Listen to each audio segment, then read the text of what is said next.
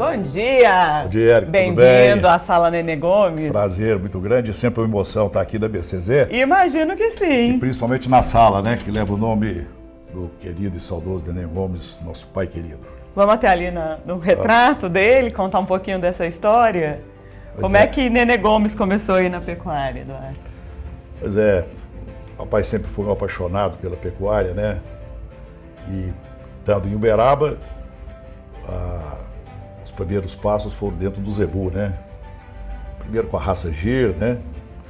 Depois até chegar no Nelore, que foi a raça que acabou dominando mesmo, né? Mas sempre muito ligado à atividade, né? E sempre muito visionário, né? Ele participou da diretoria do sindicato da Sociedade Rural do Tranco Mineiro, né? Foi fundador do Sindicato Rural também de Uberaba e fez parte daquela diretoria de transição que se transformou em ABCZ, né? Trouxe gado aqui na exposição de Uberaba durante 50 anos consecutivos, foi um expositor muito assíduo aqui, né, no Parque Fernando Costa, né? Então nada mais justo do que ter uma sala eternizando toda essa história dele. Ele, na verdade, quando ele era diretor, ele foi aprovado numa das reuniões da ABCZ, a pedido dele, que a ABCZ criasse uma sala para receber os associados. Ele achava que era importante o associado chegar na sede e ter uma sala destinada ao associado, ao criador, né, ao selecionador. Então eu tenho certeza que isso continua sendo importante, né? A BCZ resgatou isso aí dentro da história, das atas, lembraram e fizeram essa sala, e que para nós é uma grande honra. Eu tenho certeza que ele, de onde está contente demais. E você, como filho, quando olha o retrato dele aqui pendurado, meia emoção, é a flor da pele? Um grande exemplo, né? Saudades. Muito. Não é à toa que a gente escolheu esse local, porque tem muita história para contar, então o nosso legado zebuzeiro hoje, muito merecidamente, vai contar um pouquinho então da história do seu Nenê Gomes, da história de vocês, que está muito entrelaçada com a história do zebu, né? É verdade.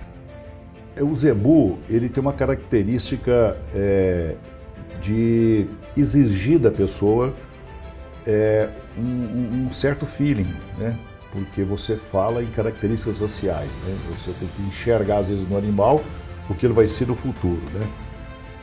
E o papai, ele tinha muito essa capacidade de identificar um animal que tinha características sociais mais marcantes, né? Eu me lembro que uma vez num campeonato vaca adulta aqui em Uberaba, eu cheguei com ele, já não estava participando mais de exposição, a gente assentou nas aquelas arquibancadas e era o campeonato vaca adulta.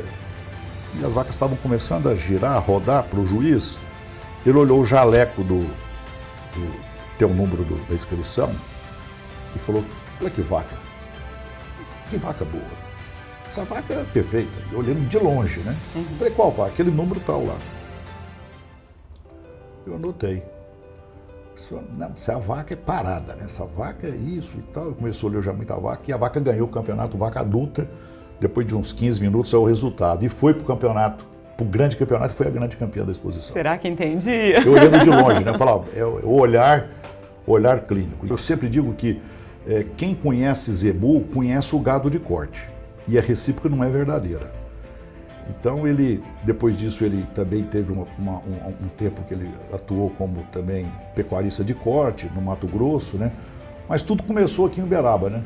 Com a Sociedade Rural do Tranco Mineiro, com a BCZ, ele como juiz julgou nas exposições de Uberaba, né?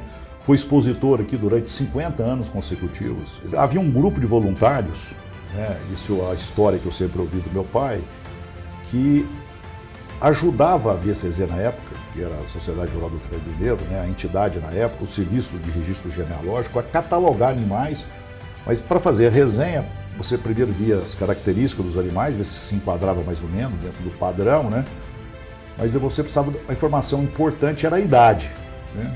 Você vai, que idade que vai ser. Então, eu lembro que o meu pai contava que eles pegavam lá no curral, separavam os animais, fazia a apartação, a seleção, e na hora de saber a idade, amarrava um por um, né? Não tinha nem tronco, né? Amarrava na cerca, abria a boca para ver a dentição, para identificar a idade que essas matrizes, esses animais tinham, né? Então a gente hoje vê isso aqui com essa tecnologia, né? Com melhoramento genético, com PMGZ, né? Com tantas provas, né? Com tantas informações e avaliações genéticas, né? A gente às vezes até se esquece como isso começou, né? Em Recife, que era a maior exposição do Nordeste, que era a exposição nordestina, ele foi 25 anos consecutivos. Caramba, uma vida, né? Uma vida. Dedicado. Fez muitos amigos lá. E assim, ele sempre valorizou muito essa atividade dele, porque foi onde ele fez os grandes amigos, as grandes amizades, né? Então ele falava que o Zebu foi para ele a porta que se abriu para tantas amizades que ele fez, né? Recebeu muitas pessoas aqui na nossa casa aqui em Uberaba, hospedava os amigos. E ele tinha um carinho muito grande para os criadores do Nordeste, que o recebiam lá muito bem. Mas isso para ele foi assim, eu acho que foi fundamental para a longevidade dele, para a lucidez dele, porque ele trabalhou durante muitos anos, faleceu com 99 anos, mas falando no Zebu, né? Ele está com 99 anos, tinha alguns momentos que ele perdia um pouco a lucidez, às vezes ele sonhava, lembrava, falava, nossa, eu tenho que amanhã fazer um registro na fazenda tal, do fulano de tal. Então é uma memória, né, que mostra voltava. Mostra o quanto aqueles momentos foram importantes para ele, né? Ele também mostrou essa preocupação de se organizar, né? Porque ele foi membro da Sociedade Rural do Triângulo Mineiro e também da associação, ou seja, de unir os criadores para crescer ainda mais esse trabalho. Eu falo, o papai é um autodidata, né? Porque ele não tinha uma formação superior, mas ele tinha uma coisa interessante que você comentou. Ele era uma pessoa extremamente preocupado e valorizava muito essa união classista. Tudo que se falava em associação, que falava em união, que falava em representatividade, ele era uma pessoa extremamente que valorizava muito isso, né? Quando Uberaba começou a veio um veterinário para cá para fazer transferência de embrião. Era uma coisa absolutamente nova e para fazer as transferências, né? E ele um dia chegou para mim e falou, vou mandar umas 5 vacas lá para o Dr. Benarim, lá no Mário Franco, para o laboratório, porque isso vai ser o futuro. Olha só. Isso vai ser o futuro.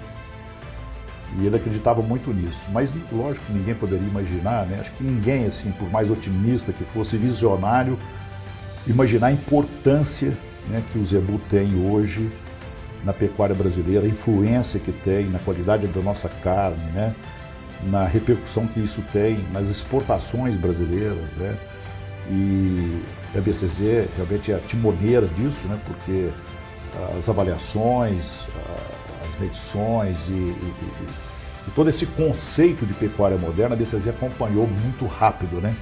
Agora, Eduardo, o quanto o seu pai influenciou nas suas escolhas, porque você contou um pouquinho da sua história também pra gente, se formou em engenharia, mas acabou aí se rendendo à paixão pelo mundo dos leilões. O quanto o seu pai te influenciou nas suas escolhas em relação aí à sua profissão e também à sua vida estar ligada à pecuária? Meu pai, ele era o seguinte, eu começava a perguntar para ele sobre ensinar alguma coisa de Zebu, via um touro, uma matriz, perguntava para ele, falou, eu vou te falar, mas primeiro você tem que formar.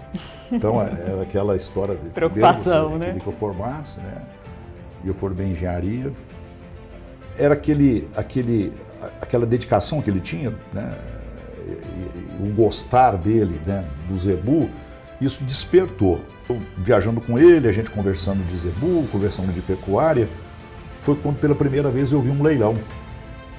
E aquilo ali me impressionou. Eu vi aqueles leiloeiros gaúchos fazendo aquele leilão em esteio, eu fui pro hotel depois, à noite, não conseguia dormir, só lembrando do leilão. Mas eu sempre lembro muito das lições dele, né, dos exemplos, né? Isso aí foi fundamental na formação do meu caráter. Já que a gente está falando de legado, o que você acredita que seja o maior legado deixado pelo seu Nenê Gomes? Eu acho que a gente, do meu pai, eu guardo assim os melhores exemplos, né? É o que eu te falei, assim, ele sempre nos mostrou que a amizade era a grande riqueza do homem, né? Que ele precisava ter realmente consolidar a vida dele, construir uma vida de amizades, e ele sempre valorizou muito, sempre foi muito fiel aos amigos dele, né? E o trabalho, né, a seriedade que ele fazia, que ele conduzia a vida dele e o amor pela família, né? Mas uma das coisas que me marcou muito também na trajetória dele como zebuzeiro foi a confiança que as pessoas a quem ele atendia, que eram clientes dele, sempre tiveram com ele. Uhum. E a gente sempre tem esse elo muito forte com a BCZ, né? Durante um período, que ainda era a Sociedade Rural do Terreno do Mineiro, lá na Rua Manuel Borges, né, antes de vir para cá, eles criaram uma mini diretoria, que chamava Grupo Auxiliar da Diretoria. Uhum. Era tudo menino de 12, 13, 14 anos, filho dos diretores. A gente passava a tarde lá, na máquina de datilografia, preenchemos pedigree. Era a forma que a gente queria ajudar, tá junto lá, vendo, arrumando papel, arrumando gaveta, ajudando os diretores, que muitos diretores davam expediente mesmo lá, voluntariamente, né? Então, sempre foi uma família, né? Sempre foi uma família. Perfeito. Muito obrigada por compartilhar um pouco dessa história, viu, com a gente, do seu neném, a sua também, a da sua família. Parabéns, viu? Parabéns para você. Esses 90 anos da BCZ, né, seja coroado de êxito, né? Parabéns pelo trabalho de vocês aqui da comunicação, que pelos vídeos, pelo material, é uma coisa realmente maravilhosa, né? Que mostra muito bem toda essa história. Muito obrigada, até a próxima. Obrigado.